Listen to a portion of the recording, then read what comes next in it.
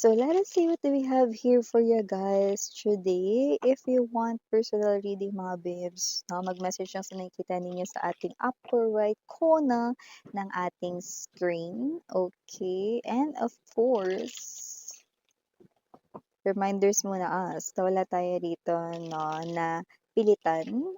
Pick up lamang yung mga mensahe na gusto ninyong kunin and leave the rest behind kasi baka yun ay for other viewers naman. Maraming salamat Archangel Michael, Guardian Angels of Collective. Thank you so much para sa palagian ninyong presence sa kanilang reading. So, the vibe from this deck and inside this room give me this type of energy that there could be someone here, the emotions no ay parang nagsisway. The emotions ay something na hindi stable. Okay? So parang like let's say ganito. Okay, kunwari meron kang gustong gawin, to wag na lang pala. Parang ganun, nakuha mo? So let us see. But from the looks of this, it's not you.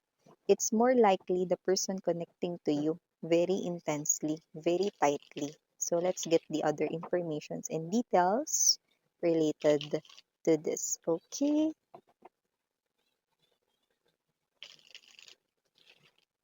Okay.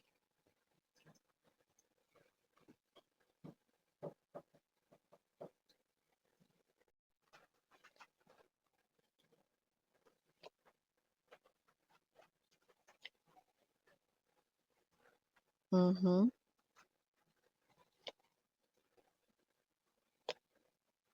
Okay, Wheel of Fortune, Seven of Cups, Eight of Wands, Nine of Swords. Center of the reading. Uh-huh. The Three of Cups in reverse.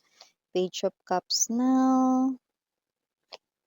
Six of Cups, Seven of Coins, Six of Swords. Bottom of the deck we have the Two of Swords, the Two of Coins, and the Three of Wands. Okay. So, ayan mga babes, no? Kung sino man tong energy na to na hindi ko alam, no, kung anong trip niya, no, ngayon pa talaga na Independence Day. So, whatever the case may be, mukhang napag-isip-isip niya na raw na ititigil niya na to ng pakikipaglaban dito sa kanyang pag-ibig para sa'yo. Wow ha. Palalayain ka na daw niya, ayan 'no. Pero yung iba nakakaloka kasi meron ditong mangilan-ngilan sa kanila na hindi naman naging kayo pero palalayain ano? So maaaring yun yung mga energies rito 'no, na natotorpe, naduduwag 'no, na hindi magawa ritong aminin ang kanilang damdamin sa'yo, mga babes 'no. Kaya sila ay umaatras na lang 'no, lalo na kung ikaw ay nakikita nilang may gusto sa iba or nalalaman nilang may gusto sa iba. Pero karamihan sa inyo, ex niyo po 'yan, 'yan 'no. Palalayain niya na daw kayo sa nakikita ko rito 'no. Pero naku, huwag kayong maniwala diyan kasi nakikita ko rito 'no, na sa umpisa lang, palalayain, palalayain. Hindi ko alam kung nakailan siya ritong ano, kita rito ng mga post tungkol sa araw ng kalayaan, 'no. Hindi ko alam kung ba't siya nagsesenti ng ganito ano. Nakikita ko na karamihan sa inyo ex-lover niyo 'yan, itigil niya na raw rito 'no, yung kanyang pagpapantasya, 'yan 'no, na hindi niya na kayo rito gagambalain pa, kakalimutan niya na daw kayo, mga gano'ng klase ng eksena 'no. Pero mukhang sa umpisa lang 'to mare 'no, tignan mo mamaya sasabihin ko sa inyo kung ano nakikita ko rito, okey. Pero batiin muna natin everybody. Hi and hello there everyone, my name is Yan. Welcome new subscribers. Ito yung isang buyers. Thank you sa inyo walang sawang love and support for me. Kung di niyo pa alam, meron pa po tayong isa pang channel. Link down below lang sa ating description box. If interesado, click lang yan para makarating kayo doon na araw-araw nag-upload tayo ng collective readings for all signs there. Kung hanap ninyo ay reading per zodiac sign, okay, dito rin sa ating channel nyo yan matatagpuan. At yun nga, wala tayong gender dito, babae, lalaki, LGBT, lahat ay welcome. Possible din na mag-switch ng roles dahil general reading ito. And at the end of the day, lahat ay may free will na free mong gamitin anytime, anywhere. So yun na nga, ano, sa nakikita ko dito, excuse me, Etong person na 'to 'no, ay person rito that with this Wheel of Fortune energy, meron talaga kayo ritong history sa karamihan sa inyo. Pero there's few of you guys 'no, na itong person na 'to 'no, ay someone around you na, masyadong torpe, dinadaga yung loob 'no, hindi magawang aminin sa inyo na gusto niya kayo 'no, kaya eto siya na panghihinaan ng loob kasi baka naririnig niya may crush kayong iba, may gusto kayong iba, may minamahal kayo o baka naman meron na kasi kayo ritong boyfriend, girlfriend talaga 'no. So may mga gano'ng klase talaga ng tao na hindi mo sila puwedeng, mapilit rito 'no na umamin sa'yo lalo na kung may mga nakikita sila ritong parang, "Ay, dapat na ata akong sumuko." 'Yan. Pero karamihan sa inyo, ex-lover niyo po ito. So with this Nine of Swords energy, nakita ko rito 'no, na nasasaktan siya sa inyong paglayo. Parang hindi na raw kasi kayo yung dati 'no, na mabilis rito na parang, um, mahikayat 'no, or mabilis rito na makausap 'no, madali daw kasi kayo kausap dati. With the Eight of Wands energy, hindi na kailangan pa ng mga pasikot-sikot, 'no? Eh, kasi naman mare, dati kasi love mo siya. Yung love mo sa kanya, yung talagang love na love mo siya. Yung to the point na kahit anong sabihin ng iba, hindi ka makikinig kasi mahal mo siya. Pinakikinggan mo ay ang iyong tawag ng puso. Kaya naman, kahit na siya rito ay nagkakamali, no, siya pinagbibigyan mo, pinapatawad mo, at binibigyan ng chance dito, 'no? So, nakikita natin dito 'no, na hindi na importante kung ilang chances yung binigay mo sa kanya, pero ngayon gising na siya sa katotohanan 'no. Nagdadrama siya ngayon, hindi ko alam kung dahil ba Independence Day o dahil wala ba siyang pasok talagang literal ngayon dahil holiday, and with this Three of Cups in reverse 'no, ang sinasabi niya rito ang kanyang pagdadrama ay hindi na raw siya rito makikipagkita sa'yo, lulubayan ka na niya, lalayuan ka na niya, 'yan 'no. Hindi ka na raw niya hihintayin. I do see that this person right in here 'no, itatago na lamang daw niya ang inyong mga memories together 'no, kasi this person right in here sa iba sa inyo, with the Eight of Wands, maaaring gumawa na po siya ng actions dito 'no, and with the Page of Cups, maaaring hindi mo ito pinapansin na wala na itong dating sa'yo, wala ka ng pakialam daw sa kanya, so nararamdaman niya daw 'yon. So oras na raw para siya ay mag-move on. Pero, huwag kayong maniwala sa kanya 'no. Kitang-kita ko dito 'no, na ngayon lang 'yan kasi tinatamaan siya rito ng pagiging emosyonal. Ngayon lang 'yan kasi wala siya ritong masyadong, ginagawa at inaatupag lalo na ngayong araw na ito 'no, kundi naiisip niya kayong malala. So, nakikita ko rito na itong tao na 'to 'no, ay oo, nandun talaga siya sa kanyang punto ng buhay ngayon kung saan talagang nare-realize niya ang kanyang kamalian 'no, nakikita ko naman yun dito, okey? Pero yung sinasabi niya 'no, nalalayuan niya kayo, naku ngayon lang yan, naku bumilang lang talaga kayo dito, ilang kembot lang talaga. Yung iba rito mga babes, so next week lang, hindi niya nakakayanin ito. Siya din mismo ang sisira ng kanyang sinabi rito. Oh, nakita mo? Okay, I'm seeing right in here, twos and twos. Okay, ay nakikita natin dito bilang hesitation. This person here cannot forget you. And yan oh, tara mo, nagtitimpla na naman siya rito ng gagawin, nagpaplano na naman rito upang muli kang suyuin. Otte, diba? How was it? So definitely this person here cannot really escape you. Papalayain, papalayain. Hindi niya nga magawang mapalaya yung sarili niya sa iyo.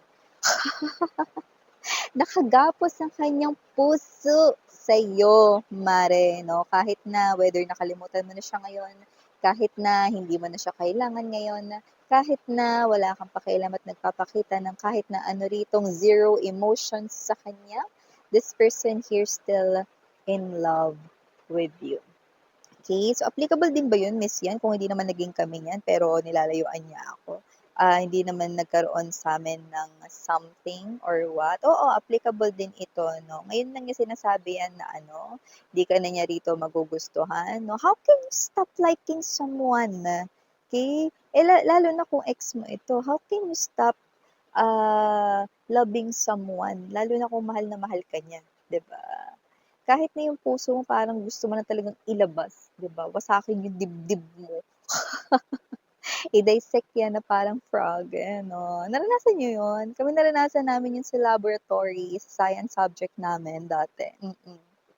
Kahit ayoko, okay? Wala kaming choice, walang grade. So yun nga na nakita natin dito 'no, that this person right in here kahit na ilabas pa niya yung puso niya dito 'no, hindi niya kayang patigilin ito sa pagtibok, okey, sa'yo dahil ang pangalan lang nito ang sinisigaw mo 'no, ang kanyang damdamin at feelings ay tumitibok lamang para sa'yo, 'yan. So nakuha mo?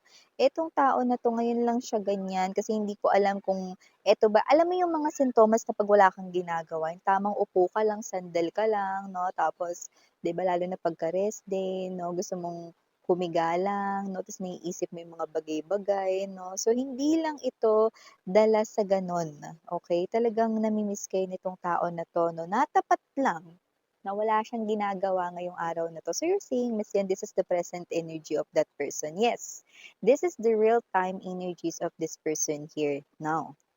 Okay? So for a lot of you, this could be your ex-lover right in here, still thinking about you and look at that. Real time. Okay? Ngayon niya kayo iniisip, ngayon niya kayo namimiss. Ngayon niya sinasabi na hindi, kailangan ko ng palayain si Collective. Kailangan ko ng isabay sa Independence Day ang pagpapala. 'Di ba? Sinabayan pa yung Independence Day talaga, 'di ba? Para palayain daw kayo. Pero tingnan mo mga babes, 'no? Hindi pa matatapos yung June, hindi kayo kayang palayain 'yan. Sabi ko sa'yo, 'yan, oh. Kasi maya-maya lang, uusigin na naman siya rito ng kanya ritong isipan, 'no? At ang papasok na naman dito ang mga memories ng inyong, mga pinagsamahan, ang mukha mo, 'no? Mapi-print na naman niya sa kanyang isip, sa thoughts niya 'no, wala siyang magagawa dun. Kahit ikaw wala kang magagawa dun, kasi this person here 'no ay, being hunted by your love, yun, 'di ba? So, I do see that this person here is really looking for that sincerity, na pina-experience mo sa kanya way back then, and I do see that this person right here 'no, cannot really hold this any longer. So this person here na will definitely come back to you. Mm. I'm telling you, ngayon lang 'yan, palayain, palayain. Naku, tut mo.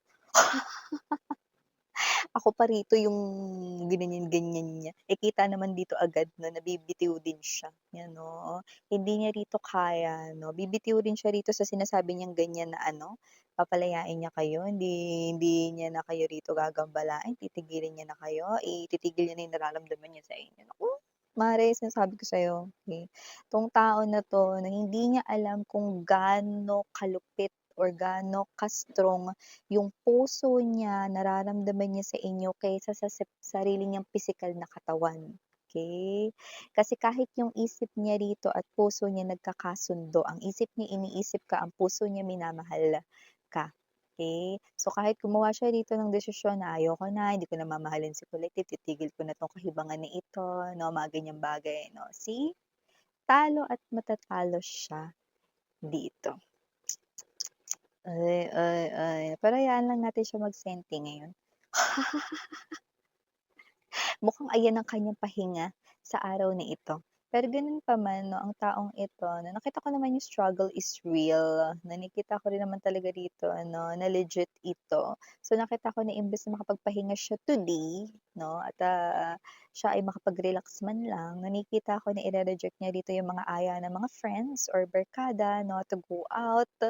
Okay, so yung iba na maaaring hindi naman talaga pahinga or hindi naman talaga holiday ngayon 'no, pero during their pahingas like coffee break, lunch break, lunch time 'no, or, during sa mga times na parang mapapasandal sila 'no, dahil, wala lang 'no, puwede ka namang umi-stop pansamantala 'no, while you're busy with your work 'no, maalala't maalala nila kayo. Okay, and this person here cannot resist that 'no, hindi niya ito maho-hold, ng matagal na ganitong klase 'no, nakakalimutan na kayo, wow, Samantalang dito pahirapan pa, ayan 'no, pahirapan pang alinmis 'yan. Yung iba sa kanila rito, pahirapan na nanginginig pa kung pipindutin na ba yung delete ng photo ninyo o hindi pa.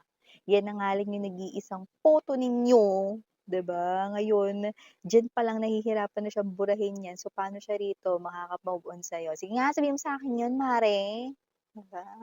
'Di niya kaya. Di niya kaya, sinasabi ko sa'yo yan. Okay, so yan initials na tayo. We have here letter C. Capital muna mga babanggitin ko mare or pare ha. Okay, wala tayong gender dito. Capital letter C muna tayo, no? Sunod ay capital letter K, capital letter B as in boy, capital letter J o BJ, or maybe someone's name could be JB. Initials man, nicknames, just take only what resonates. Capital letters pa tayo. We have G, and last but not the least, P. For small letters naman, we have Y, A, L, E, P, and last but not the least, we have T. So, ito yung mga mensahe right here for you guys. Again, I'm Miriana, and if you gusto niya na din for the boss, sharing hey, love and light, yadra. Annyeong.